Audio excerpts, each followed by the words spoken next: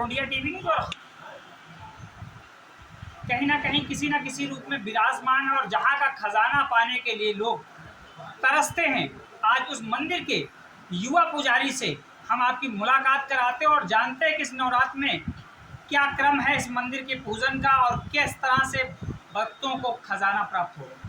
Sir पहले अपना परिचय दीजिए। मैं करण रामानुजदास माता वैष्णो मंदिर का सेवक हूँ और इस बार जो खजाना वितरण होने वाला है, खजाना वितरण एक प्रकार से मंदिर का लोकप्रिय पर्व है और हर नवरात्रि का शुक्रवार का भक्तों को इंतजार रहता है कि कब ये दिन आए और कब हम दूर दूर से आकर कतार लगाएं और माता के इस खजाने को प्राप्त करें, क्योंकि भक्तों का ऐसा विश्वास है जो भी इस खजाने को अपने घर में ले जाता है और अपनी तिजोरी में रखता है तो भगवती उसके घर में हमेशा धन धान्य बढ़ाती रहती है। भक्तों को उससे लाभ हुआ है, इसलिए भक्त सुबह से ही सुबह 8 बजे से हम लोग खजाना बांटना चालू करते हैं, लेकिन भक्तों की जो कतार है वो सुबह 3-4 बजे से ही लगना प्रारंभ हो जाती है और शाम को 5 बजे तक कतार लगातार चलती रहती है। उसके बाद भी कई भक्त छूट जाते हैं, वो भी निराश होते हैं कि भाई हमको खजाना प्राप्त नहीं हो पाया, लेकिन मंदिर का जो नियम है कि सुबह 8 बजे से लेकर 5 बजे तक खजाना वितरण करना है तो उसके अनुसार ही हम लोग चलते हैं और भगवती के दरबार में भरपूर मात्रा में भक्त आते हैं, लाखों की संख्या में भक्त आते हैं और सबको माता का प्रसाद रूपी खजाना प्राप्त कराया जाता है। थोड़ा पंडित जी भी उनको बताइए कि वास्तविकता में जो इनका पूजन होता है किस टाइम नवरात्र में विशेष तौर पे होता है, उसका भी और कितने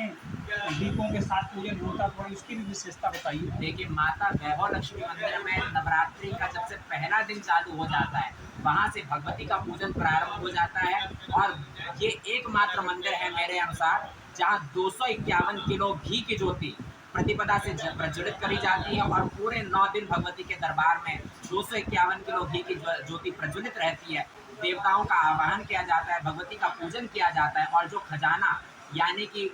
भगवती के दरबार में उसका पूजन करके उसको सिद्ध करके शुक्रवार के दिन भक्तों को प्राप्त कराया जाता है। देश विदेश की जनता को क्या संदेश देना चाहते हैं?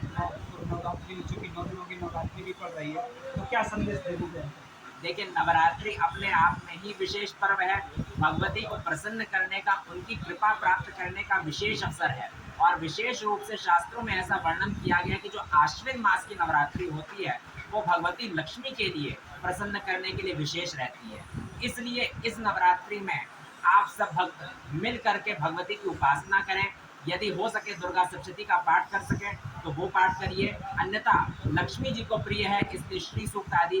मंत्रों का उच्चारण करें, उनका पाठ करें, भगवती से प्रार्थना करें कि हमारे घर में विराजमान हो और हम पर अपनी कृपा बनाए। और विशेष रूप से जो खजाना वितरण का पर्व है उसको ना भूलें, उसमें ज़रूर भगवती का आशीर्वाद लेने के लिए अवश्य आए। तो कुल मिलाकर ये है कि नवरात्रि है, कहीं ना कहीं माँ अपने 9 स्वरूपों में होती है, लेकिन उन्हीं 9 स्वरूपों में माँ कहीं ना कहीं आपको धन भी प्रदान करती है। वैभव लक्ष्मी का यह मंदिर विगत कई वर्षों से निरंतर इस कार्य को करता चला आ रहा और कहते हैं कि इसके खजाने की जिसको मिल जाए,